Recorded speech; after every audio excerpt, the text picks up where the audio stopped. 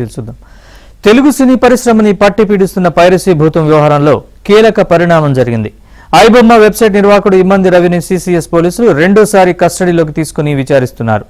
ఈ రెండో విచారణతోనైనా iBomma ఎపిసోడ్కు end card పడుతుందా? పైరసీ వెనుకున్న అసలైన బడా నేరగాళ్లు దొరుకుతారా? ఇప్పటి వరకు ఈ కేసులో పోలీసులు సాధించిన పురోగతి ఏంటి?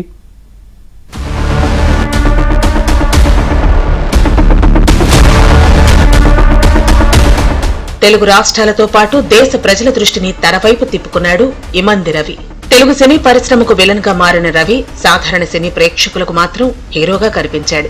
పోలీసులు ఎంతటి ప్రముఖ పైరసీ నిందితుడిని పట్టుకున్నప్పటికీ అతని నుంచి కీలక సమాచారాన్ని రాబట్టలేకపోతున్నారనేది ప్రధాన చర్చగా మారింది.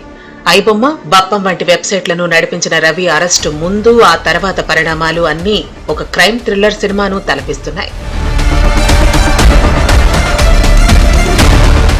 రవిపై మొత్తం 5 కేసులు నమోదు కాగా మొదటి కేసులో 14 రోజుల రిమాండ్ విధించిన కోర్టు 5 రోజుల కస్టడీకి అనుమతి ఇచ్చింది.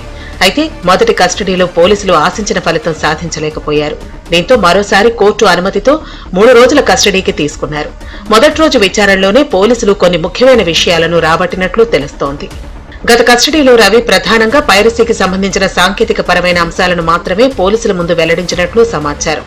వెబ్సైట్ డొమైన్లు ఎక్కడ రిజిస్టర్ అయ్యాయి, సర్వర్లు ఏ దేశాల్లో ఉన్నాయి, ఏ ప్రాంతం నుంచి ఆపరేట్ చేస్తున్నారు, పైరసీ నెట్వర్క్ ఎలా పనిచేస్తుంది, ఈ నెట్వర్క్ వెనుక ఇంకెవరైనా ఉన్నారా అనే వివరాలు మాత్రమే తెలుసుకోగలిగిన పోలీసులు డొమైన్ల ఏర్పాటు, మాస్క్ ఐపీల మెయింటెనెన్స్, బెట్టింగ్ యాప్ల నుంచి రవికి డబ్బులు ఎలా అందాయనే దానిపై పోలీసులు లోతుగా తెలుసుకోలేకపోయారు.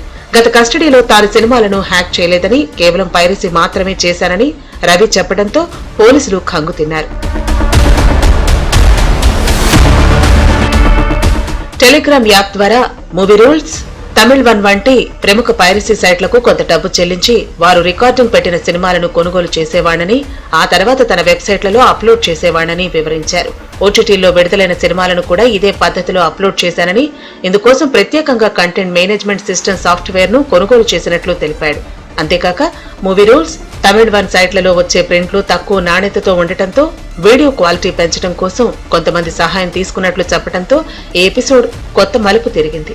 ఇమ్మంది రవి అరెస్టుతో తెలుగు సినీ పరిశ్రమలో పైరసీ కథ ముగిసిందని అంతా భావించారు. కానీ మూవీ రూల్స్, తమిళ్ వన్ వంటి పెద్ద పైరసీ వెబ్సైట్ల నుంచి తాను మూవీలను కొనుగోలు చేసి అప్లోడ్ చేశానని రవి చెప్పడంతో పైరసీకి పాల్పడుతున్న అసలు బడా గ్యాంగ్ నెట్వర్క్ వివరాలు తెలియరాలేదు.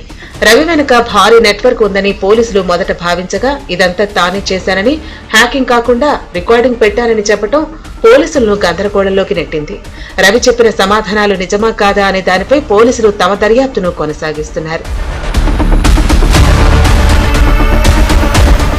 పోలీసుల కస్టడీలో కొత్త విషయాలు వెలుగులోకొచ్చాయి. ముఖ్యంగా మూవీ పైరసీ వెబ్సైట్లు బెట్టింగ్, గేమింగ్ యాప్లకు ఎలా రీడైరెక్ట్ అవుతాయి, అందుకు ప్రతిఫలంగా పైరసీ సైట్లకు డబ్బులు ఎలా అందుతాయి, ఆపరేటింగ్ వ్యవస్థ ఎలా ఉంటుంది అనే దానిపై స్పష్టత వచ్చింది.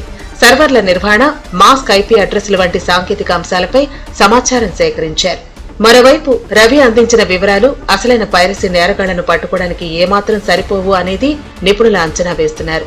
డొమైన్ల ఏర్పాట్లు, సర్వర్ల నిర్వహణ, బెట్టింగ్, గేమింగ్ యాప్ల నిర్వాహకులు వివిధ మార్గాల ద్వారా డబ్బులు చెల్లించడం వంటి అంశాలపై మాత్రమే పోలీసులకు ఇప్పటి వరకు స్పష్టత లభించినట్లు తెలుస్తోంది.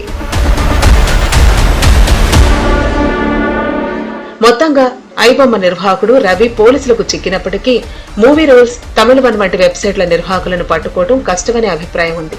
ఎందుకంటే ఈ పైరసీ నిర్వాహకులు ఇండియాలో కాకుండా ఇతర దేశాల్లో ఉండటం, మాస్క్ ఐపీ అడ్రస్లు ఏర్పాటు చేసుకోవడం వంటివి సవాల్గా మారాయి. రవి చెప్పినట్టుగా నిజంగానే సర్వర్లను హ్యాకింగ్ చేయకుండా, సినిమా హాల్లోకి వెళ్లకుండానే ఇతర వెబ్సైట్ల నుంచి సినిమాలను రికార్డింగ్ పెట్టి అప్లోడ్ చేసినట్లు నిరూపితమైతే అసలు పైరసీ నిందితుల్ని పట్టుకోవటం నిజంగానే కష్టం.